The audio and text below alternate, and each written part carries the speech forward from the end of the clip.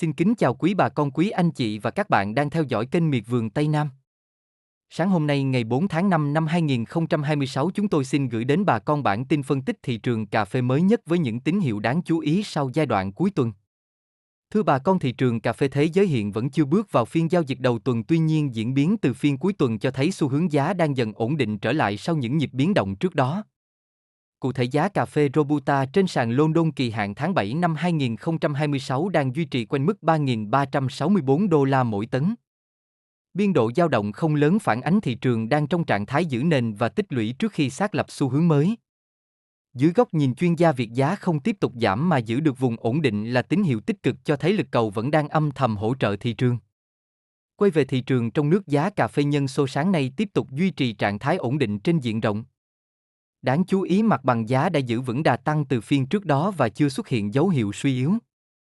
Tại khu vực Lâm Đồng, giá cà phê phổ biến quanh mức 87.000 đến 87.200 đồng mỗi ký, cho thấy sự ổn định tương đối đồng đều giữa các địa phương. Khu vực Đắk Lắk và Gia Lai tiếp tục giữ vai trò là vùng giá cao, dao động quanh mốc 87.800 đến 88.000 đồng mỗi ký.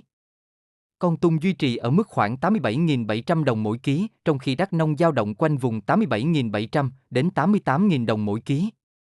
Riêng khu vực miền Đông Nam Bộ vẫn là nơi có mức giá cao nhất, dao động từ 88.200 đến 88.500 đồng mỗi ký, phản ánh nhu cầu thu mua ổn định từ các doanh nghiệp xuất khẩu. Xét tổng thể, thị trường cà phê nội địa đang cho thấy độ lì giá khá rõ rệt khi không bị ảnh hưởng tiêu cực dù thị trường quốc tế tạm thời chưa giao dịch. Điều này cho thấy cung cầu trong nước đang ở trạng thái cân bằng và lượng hàng trong dân không còn quá dồi dào. Dưới góc độ phân tích, thị trường hiện đang vận động theo hướng tích lũy tích cực với nền giá được giữ vững và tâm lý thị trường dần chuyển sang lạc quan hơn. Đà tăng trước đó đang được duy trì, đóng vai trò như một bước đệm cho khả năng phục hồi mạnh hơn khi thị trường quốc tế mở cửa trở lại.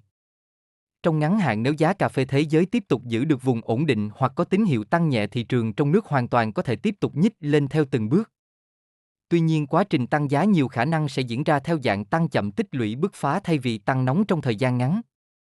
Ngược lại, trong trường hợp xuất hiện áp lực điều chỉnh từ thị trường quốc tế, giá trong nước có thể dao động nhẹ nhưng khả năng giảm sâu là không cao do nền giá hiện tại đang khá vững.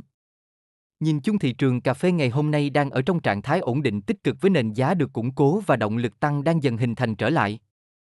Đây là giai đoạn mang tính bản lề khi thị trường chuyển từ trạng thái giữ giá sang khả năng thiết lập xu hướng tăng mới trong tuần giao dịch sắp tới. Bà con nên theo dõi sát diễn biến của phiên đầu tuần, đặc biệt là phản ứng của thị trường quốc tế để có cơ sở đưa ra quyết định bán hợp lý. Sau đây em xin cập nhật chi tiết giá thu mua cà phê trên thị trường thế giới, thị trường xuất khẩu của Việt Nam và thị trường trong nước tại một số khu vực trọng điểm các địa phương để bà con mình tham khảo đưa ra quyết định giá bán cho vườn cà phê của nhà mình nhé. Thị trường cà phê thế giới. Cuối tuần chưa mở phiên giao dịch mới. Giá giữ theo phiên gần nhất. Robusta London kỳ hạn tháng 7 năm 2026 $3.364 mỗi tấn. Xu hướng giữ nền ổn định, có tín hiệu phục hồi, kỳ vọng tăng trong tuần mới. Thị trường cà phê trong nước.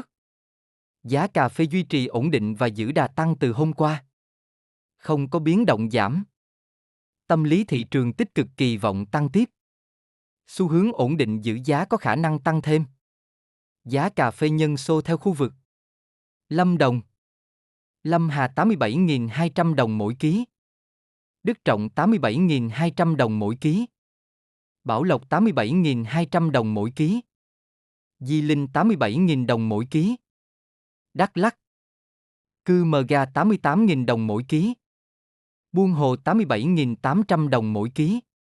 Ea Leo Công Năng 87.800 đồng mỗi ký. Khơ Rông Búc Đông Bắc 87.800 đồng mỗi ký.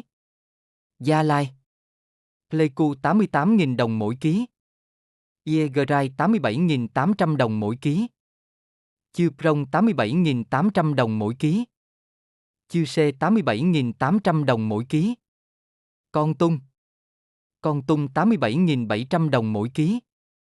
Đắk Nông, Gia Nghĩa 88.000 đồng mỗi ký. Đắk Miêu 87.700 đồng mỗi ký. Đắk Sông 87.700 đồng mỗi ký.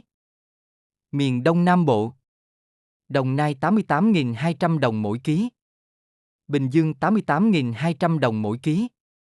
Bình Phước 88.200 đồng mỗi ký. Thành phố Hồ Chí Minh một số kho 88.500 đồng mỗi ký. Thị trường cà phê thế giới hiện đang trong trạng thái tạm nghỉ phiên, tuy nhiên mặt bằng giá vẫn được giữ ổn định, cho thấy lực đỡ thị trường chưa suy yếu và tâm lý chung vẫn nghiêng về hướng tích cực. Ở trong nước, giá cà phê nhân xô duy trì khá cứng, không ghi nhận áp lực giảm, phản ánh cung cầu đang ở trạng thái cân bằng và lực bán ra không quá mạnh. Đáng chú ý, đà tăng hình thành từ cuối tuần vẫn đang được duy trì tốt, tạo nền tâm lý thuận lợi cho thị trường bước sang tuần mới.